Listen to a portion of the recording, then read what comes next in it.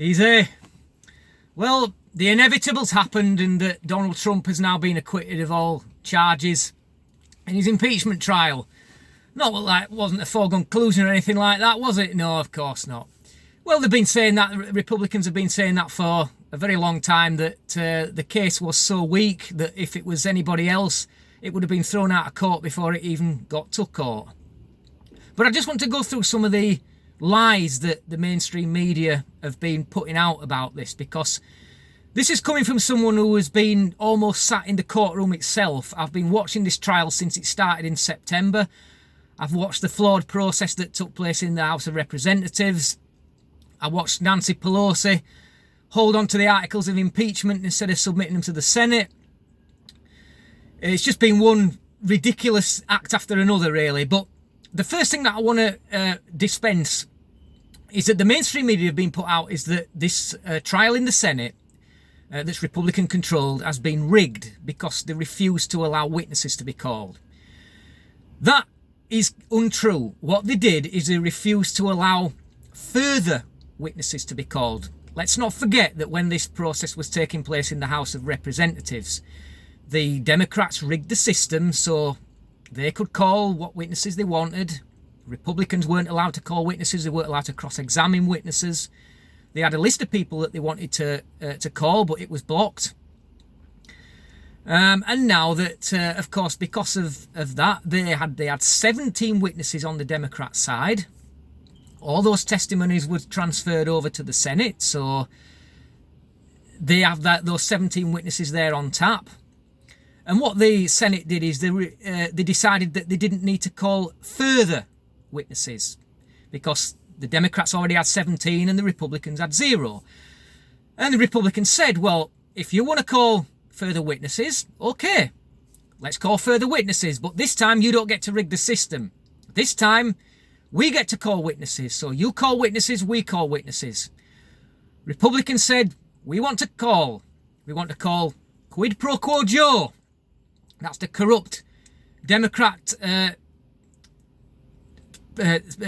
presidential nominee, well, possible presidential nominee, although it looks like he's coming down in the polls.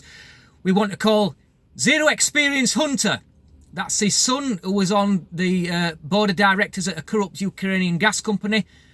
And he was trousering, and get this, $83,000 every month, not year, month, sitting on the board of directors of a corrupt gas company, and he has no experience in oil or gas. And I have to echo here what Sean Hannity says quite a lot, is that, can any of you watching this think of a company who would pay somebody with 0 experience $83,000 per month? What company would do that?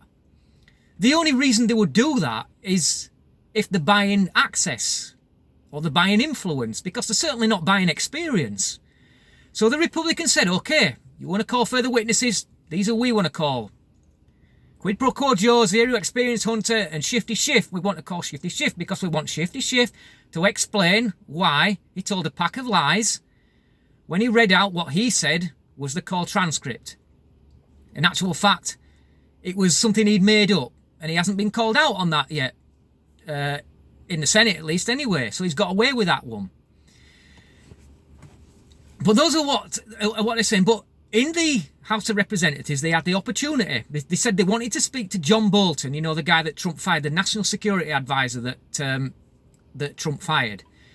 The Democrats said that they wanted to call John Bolton, but they had their chance to call him. They had their chance to call him as a witness in the House of Representatives, but they chose not to. The reason they chose not to is because with him being a national security advisor, they would have had to go to court to subpoena him. Trump would claim executive privilege and challenge that in court. So it would have taken time, possibly several months, for that to be dealt with in the court system. But the Democrats said, well, no, we can't wait. We can't wait for the process to take place. We have to rush this impeachment through because, of course, if they didn't get it rushed through, they would fail to impeach him before the election. And then they were expecting the Republican senators to do their job for them and call John Bolton as a witness. Well, sorry guys, it ain't going to happen. It's not their job to do the House of Representatives' job for them. So that's where we are with that. The acquittal was inevitable because of a weak case. If the Democrats had have taken the time, they may have had a slightly stronger case. But at the end of the day, you can't argue with facts. Facts are facts. If you don't have the facts, you don't have anything. And the facts were always on Trump's side.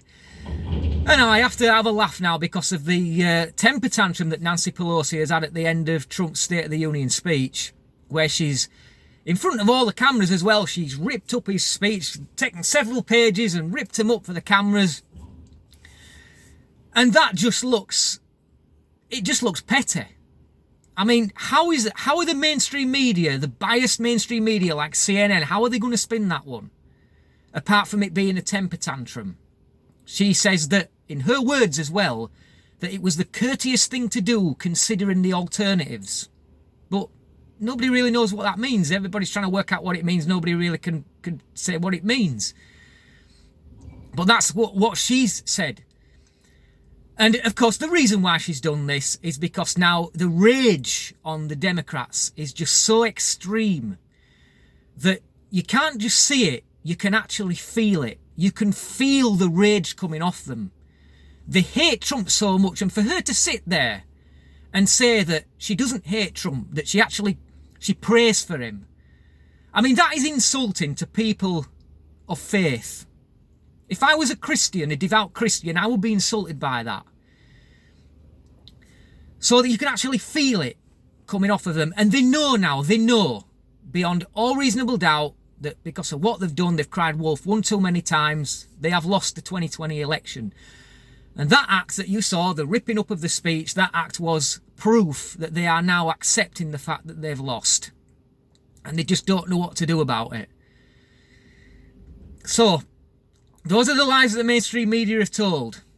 And for me, I've been watching this and it's almost been like I've been sat in the courtroom itself.